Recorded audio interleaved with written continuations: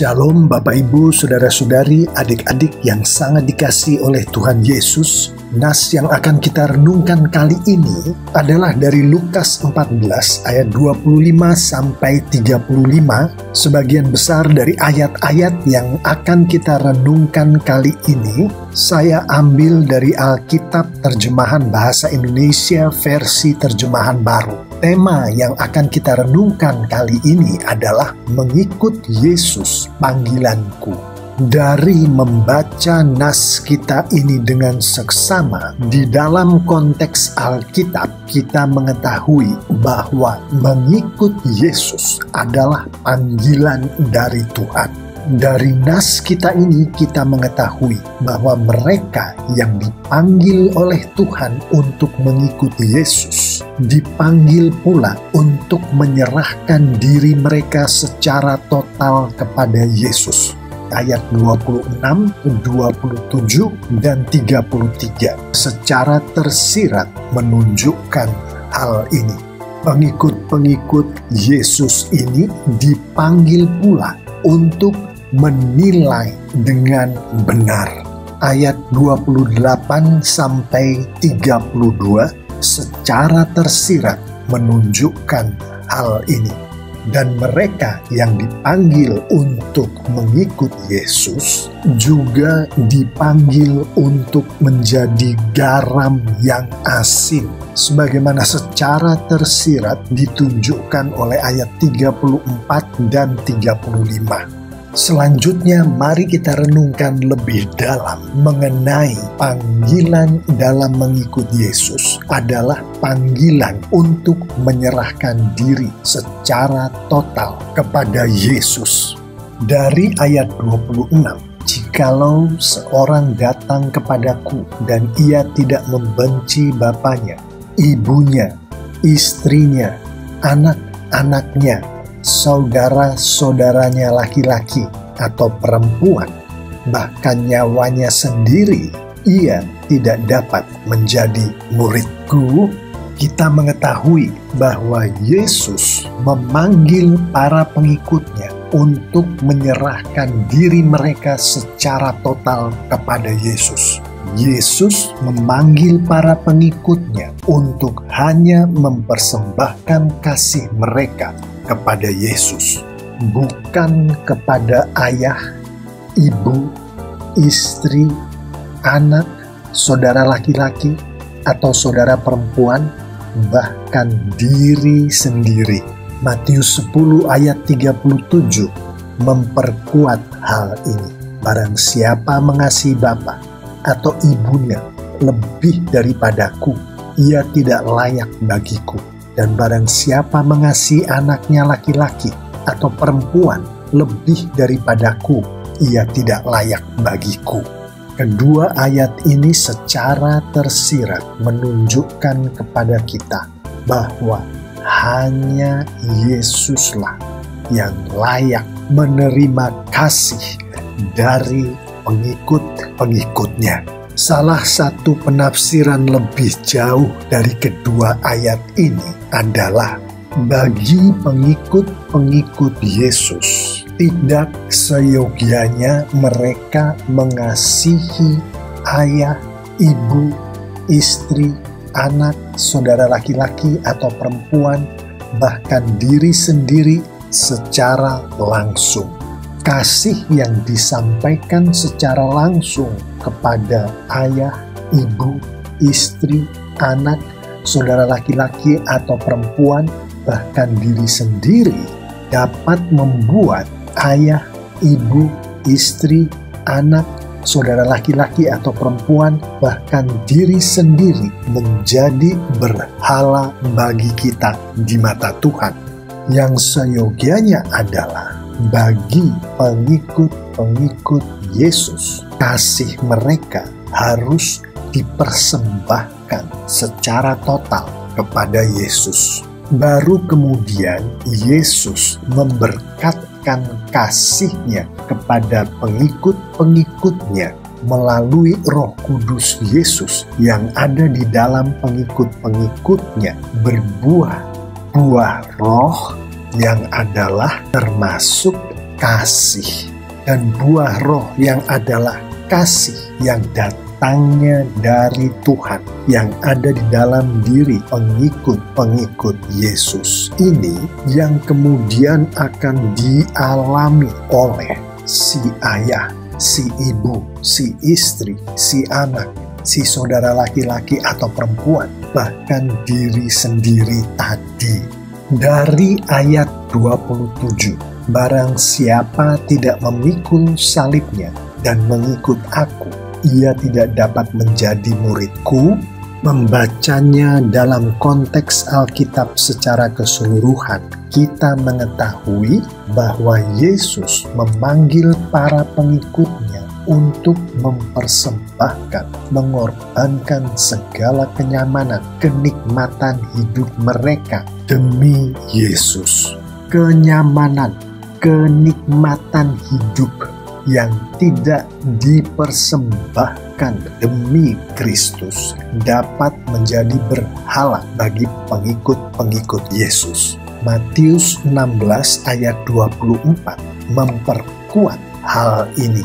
Setiap orang yang mau mengikut aku, ia harus menyangkal dirinya, memikul salibnya, dan mengikut aku. Dari kedua ayat ini, secara tersirat kita mengetahui bahwa yang nyaman, yang nikmat adalah hidup dengan tidak menyangkal diri, hidup dengan tidak memikul salib.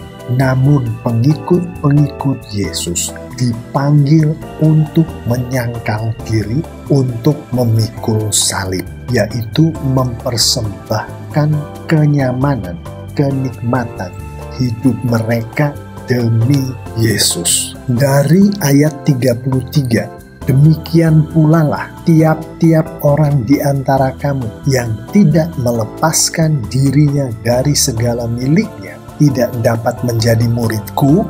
Kita mengetahui bahwa Yesus memanggil para pengikutnya untuk mempersembahkan segala milik mereka, mengorbankan segala milik mereka demi Yesus. Bagi pengikut-pengikut Yesus, segala milik mereka, apapun juga jenis dan bentuk milik mereka itu, yang tidak dipersembahkan, tidak dikorbankan demi Yesus, dapat menjadi berhala. Bahkan termasuk nyawa sendiri pun bisa menjadi berhala. Matius 16 ayat 25 secara tersirat menjelaskan hal ini.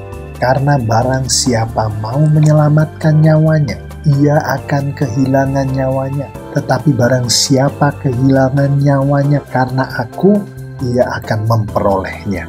Yang salah satu penafsirannya adalah, persembahkanlah nyawamu demi Yesus. Maka yang bersangkutan akan memperoleh nyawanya itu dalam bentuk kehidupan yang kekal. Selanjutnya, panggilan untuk mengikut Yesus adalah panggilan untuk menilai dengan benar.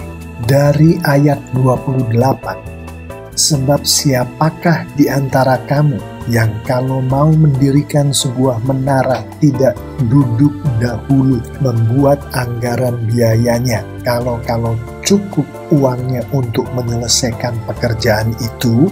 Secara tersurat dan tersirat dari konteks seluruh Alkitab, kita mengetahui bahwa Yesus memanggil para pengikutnya untuk menilai biaya akibat dari menjadi atau tidak menjadi pengikut Yesus. Matius 16 ayat 25, karena barang siapa mau menyelamatkan nyawanya, ia akan kehilangan nyawanya. Tetapi barang siapa kehilangan nyawanya karena aku, ia akan memperolehnya, adalah salah satu ayat di Alkitab yang menjelaskan hal ini. Kedua ayat ini, yaitu ayat 28 dan 25, secara tersurat dan tersirat menjelaskan ada biaya, ada akibat menjadi pengikut Yesus, yaitu kehilangan nyawa karena Yesus. Namun, nyawa yang hilang ini akan diperoleh kembali dalam bentuk kehidupan yang kekal.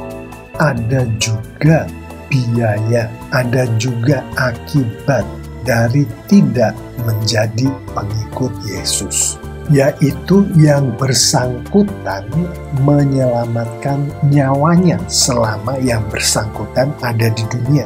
Namun pada akhirnya yang bersangkutan ini akan kehilangan nyawanya untuk selama-lamanya.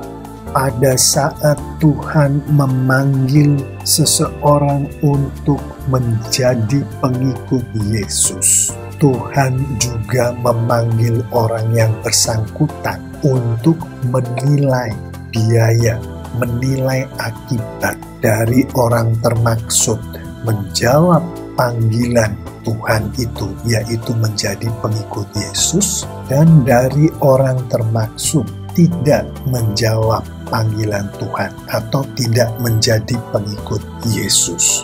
Kita semua bersyukur karena kita menjawab panggilan Tuhan itu, karena kita menjadi pengikut Yesus. Demikian pula dengan ayat 31. Atau raja manakah yang kalau mau pergi berperang melawan raja lain tidak duduk dahulu untuk mempertimbangkan apakah dengan 10.000 orang ia sanggup menghadapi lawan yang mendatanginya dengan 20.000 orang? Secara tersurat dan tersirat dari konteks seluruh Alkitab, kita mengetahui Yesus memanggil para pengikutnya untuk menilai biaya akibat menjadi atau tidak menjadi pengikut Yesus. Sebagaimana tadi sudah kita renungkan, ada biaya, ada akibat menjadi pengikut Yesus. Ada juga biaya, ada juga akibat tidak menjadi pengikut Yesus. Bersyukurlah karena kita adalah pengikut Yesus. Selanjutnya lagi adalah panggilan mengikut Yesus adalah panggilan menjadi garam yang asin. Dari ayat 34 dan 35, garam memang baik, tetapi jika garam juga menjadi tawar, dengan apakah ia diasinkan? Tidak ada lagi gunanya baik untuk ladang maupun untuk pupuk, dan orang membuangnya saja. Kita mengetahui bahwa secara tersirat ayat-ayat ini menunjukkan kepada kita bahwa Yesus memanggil para pengikutnya, yang saya imani adalah kita semua, untuk menjadi garam yang asin. Matius 5 ayat 13 lebih jauh menjelaskan hal ini. Kamu adalah garam dunia. Jika garam itu menjadi tawar, dengan apakah ia diasinkan? Tidak ada lagi gunanya selain dibuang dan diinjak orang. Dari ayat-ayat ini kita mengetahui hanya garam yang asinlah, yang mana garam di sini adalah pengikut Yesus yang dipakai oleh Roh Kudus untuk menghasilkan buah Roh Kudus. Termasuk yang dihasilkan oleh Roh Kudus adalah memberi kesaksian akan Yesus, yang adalah garam yang berguna bagi Yesus. Bapak, Ibu, Saudara-saudari, adik-adik yang sangat dikasihi oleh Tuhan Yesus, demikianlah panggilan Tuhan kepada kita untuk mengikut Yesus, dan juga panggilan-panggilan Tuhan yang ada di dalam panggilan menjadi pengikut Yesus. Mengetahui semua ini, mari kita tutup renungan kita kali ini dengan beberapa poin berikut. Poin pertama adalah panggilan mengikut Yesus, yang di dalam panggilan ini termasuk panggilan menyerahkan diri kepada Yesus secara total, panggilan menilai dengan benar, panggilan menjadi garam yang asin. Semua panggilan-panggilan itu adalah oleh Tuhan sendiri melalui Roh Kudus Tuhan di dalam Kristus. Poin selanjutnya untuk menjelaskan poin yang pertama tadi, yaitu dari Yohanes 6 ayat 44. Tak seorang pun dapat datang kepadaku kalau Bapa yang mengutus aku tidak membawa dia kepadaku, yang diperkuat oleh ayat 65. Itulah sebabnya aku memberitahukan kepadamu bahwa tidak seorang pun dapat datang kepadaku kalau Bapa tidak memungkinkannya. Dengan jelas kedua ayat ini menunjukkan kepada kita bahwa mengikut Yesus adalah panggilan yang datangnya langsung dari Tuhan. Secara tersirat dari kedua ayat ini kita mengetahui bahwa tidak satu manusia pun dapat membuat dirinya dipanggil oleh Tuhan untuk menjadi pengikut Yesus. Dengan demikian, panggilan Tuhan untuk menjadi pengikut Yesus yang ditujukan Tuhan kepada kita dan yang kita terima, yang kita responi, dan kita hidupi setiap hari adalah berkat yang datangnya dari Tuhan untuk kita, pengikut-pengikut Yesus. Bersyukurlah setiap hari karena kita adalah salah satu yang dipanggil oleh Tuhan. Bersyukurlah setiap hari karena kita digerakkan oleh Tuhan untuk meresponi panggilan Tuhan ini, untuk menghidupi panggilan Tuhan ini, yaitu menjadi pengikut Yesus. Poin selanjutnya lagi adalah sebagaimana secara tersurat dan tersirat diajarkan oleh Rasul Paulus melalui Filipi 1 ayat 6 dan ayat 11. Ayat 6, Allah sendiri yang memulai pekerjaan yang baik itu padamu, dan saya yakin Ia akan meneruskan pekerjaan itu sampai selesai pada hari Kristus Yesus datang kembali. Ayat 11, hidupmu akan melimpah dengan perbuatan yang sungguh-sungguh baik yang hanya dapat dihasilkan oleh Yesus Kristus sendiri. Maka Allah akan dimuliakan dan dipuji-puji. Secara tersurat dan tersirat menunjukkan kepada kita bahwa Tuhanlah yang memulai pemanggilan kita untuk menjadi pengikut Yesus, yang mana menjadi pengikut Yesus adalah salah satu pekerjaan yang baik itu sebagaimana disampaikan di ayat 6. Dari ayat 6 ini kita juga mengetahui bahwa menjadi pengikut Yesus yang diawali, yang diinisiasi oleh Tuhan akan diselesaikan pula oleh Tuhan dengan baik, dengan sempurna.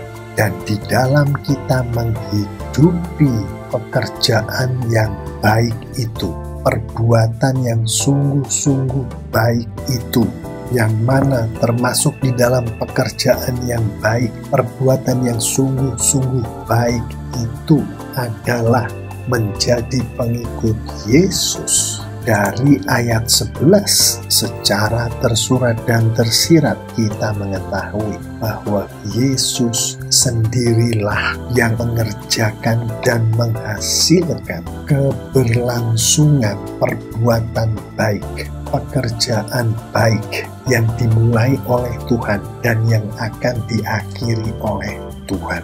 Yang mana yang dihasilkan oleh Yesus ini adalah karya dari Roh Kudus Tuhan. Demikianlah Tuhan melalui Roh Kudus Tuhan di dalam Kristus memulai, mengerjakan, dan menyelesaikan panggilan Tuhan kepada kita, yaitu menjadi pengikut-pengikut Yesus. Yang di dalam panggilan ini termasuk panggilan untuk menyerahkan diri kepada Yesus secara total, panggilan untuk menilai dengan benar, panggilan untuk menjadi garam yang asin, yang mana kita umat Tuhan, pengikut-pengikut Yesus adalah alat yang dipakai oleh Tuhan melalui Roh Kudus Tuhan di dalam Kristus. Dengan mengetahui semua yang sudah kita renungkan ini, mari kita akhiri renungan kita kali ini dengan beberapa penerapan. Penerapan pertama dari renungan kita kali ini yang harus kita hidupi setiap hari secara konsisten di dalam kehidupan kita sebagai pengikut-pengikut Yesus adalah mengetahui hanya oleh Tuhan melalui Roh Kudus Tuhan di dalam Kristuslah kita menjadi pengikut Yesus. Maka berdoalah setiap hari dengan khusyuk, memohon bimbingan dari Roh Kudus Tuhan agar Roh Kudus membuat Kristus menjadi Tuhan dan Juru Selamat Anda. Ini bagi Anda yang belum mengenal Yesus sebagai Tuhan dan Juru Selamat. Sehingga Anda setelah diberkati oleh Tuhan dengan Yesus sebagai Tuhan dan Juru Selamat, Anda akan selalu memiliki Roh Kudus Tuhan Yesus di dalam Anda. Dan selanjutnya setelah Anda memiliki Roh Kudus Tuhan Yesus di dalam Anda, dan juga bagi kita-kita yang sudah memiliki Roh Kudus Tuhan Yesus di dalam kita, artinya bagi kita-kita yang sudah lahir baru, berdoalah setiap hari dengan khusyuk, memohon jamahan dari Roh Kudus Tuhan agar Roh Kudus selalu mengkuduskan kita, sehingga Roh Kudus yang ada di dalam kita itu selalu berkarya di dalam kehidupan kita dari hari lepas hari. Karya Roh Kudus ini termasuk kita menghidupi panggilan-panggilan Tuhan itu sebagai pengikut-pengikut Yesus. Perwujudan dari penerapan pertama ini di dalam kehidupan kita sehari-hari, termasuk anak-anak Tuhan berdoa setiap hari dengan khusyuk bagi mereka yang belum mengenal Yesus sebagai Tuhan dan Juru Selamat, bagi diri mereka sendiri, bagi sesama anak-anak Tuhan. Termasuk Anda-Anda yang belum kenal Yesus sebagai Tuhan dan Juru Selamat, yang sudah didoakan oleh anak-anak Tuhan tadi, berserah diri kepada Roh Kudus untuk diperkenalkan kepada Yesus, untuk diselamatkan oleh Tuhan Yesus. Termasuk anak-anak Tuhan yang sudah lahir baru, dikuduskan oleh Tuhan atas dosa-dosa mereka setiap hari. Penerapan kedua, mengetahui Tuhan melalui Roh Kudus Tuhan di dalam Yesus Kristus berkarya di dalam kehidupan kita hanya melalui firman Tuhan sebagaimana disampaikan secara tersurat dan tersirat di Alkitab. Maka berdoalah setiap hari dengan khusyuk, memohon bimbingan dari Roh Kudus agar Roh Kudus Tuhan membuat kita membaca, mengerti, dan melakukan firman Tuhan setiap hari secara konsisten, sehingga Roh Kudus Tuhan yang ada di dalam kita secara konsisten selalu berkarya menghasilkan buah Roh Kudus dari hari lepas hari di dalam kehidupan kita sebagai pengikut-pengikut Yesus. Termasuk di dalam perwujudan dari penerapan kedua ini adalah anak-anak Tuhan berdoa setiap hari dengan khusyuk, memohon bimbingan dari Roh Kudus agar kita dimampukan untuk menghidupi firman Tuhan dari hari lepas hari. Termasuk anak-anak Tuhan berserah diri kepada Roh Kudus Tuhan untuk dipakai oleh Tuhan untuk menghidupi firman Tuhan setiap hari. Mengetahui bahwa mereka yang dipanggil oleh Tuhan menjadi pengikut-pengikut Yesus pasti mematuhi firman Tuhan, sebagaimana Yohanes 14 ayat 15 menegaskan, "Jikalau kamu mengasihi aku, kamu akan menuruti segala perintahku." Maka kita sebagai pengikut Yesus harus mematuhi pula Matius 28 ayat 19 dan 20 yang adalah amanat agung Tuhan Yesus. Karena itu pergilah, jadikanlah semua bangsa muridku, dan baptislah mereka dalam nama Bapa dan Anak dan Roh Kudus, dan ajarlah mereka melakukan segala sesuatu yang telah kuperintahkan kepadamu. Yang salah satu penafsirannya adalah Tuhan Yesus memanggil kita untuk menjangkau, menginjili, mengajar, memuridkan, melayani.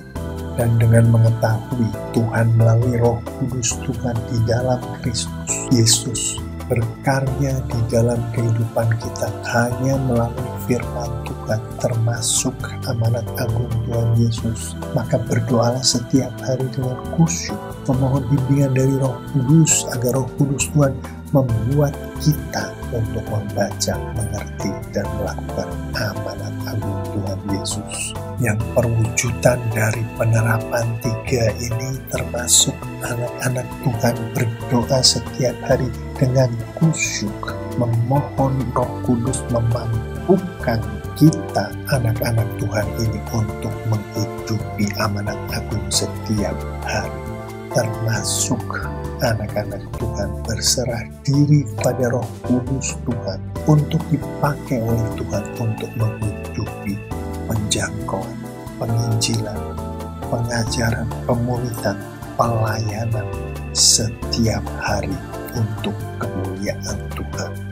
Bapak, Ibu, Saudara-saudari, adik-adik yang sangat dikasihi oleh Tuhan Yesus, saya mengimani jika kita semua pengikut-pengikut Yesus menghidupi firman Tuhan ini lengkap dengan penerapan-penerapannya, maka Tuhan kita semakin dipermuliakan dengan luar biasa.